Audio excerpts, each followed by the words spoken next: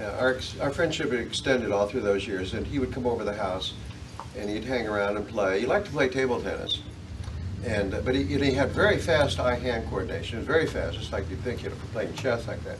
But he didn't have the right strokes to play. He was quick, but he didn't know how to hit the ball. But we played, and I taught him how to drive during this time. I had a little car, took him over to Compton College in a big empty parking lot there, and he was driving.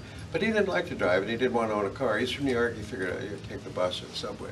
And he never owned a car. He never had a driver's license. Oh, really? Yeah. Never bothered. He always had friends like me to drive him. But he was a lot of fun. I mean, when he was one-on-one, it was all still chess. He was always ready to analyze. And I always like to find offbeat openings, gambits and stuff, And he says, one time he came on, he says, show me all your crazy openings, show me the junky stuff. I want to see if I can bust it before we get to the middle game. And he usually would bust the opening, before we'd ever get to the middle game. And so I could show you a couple funny positions we had.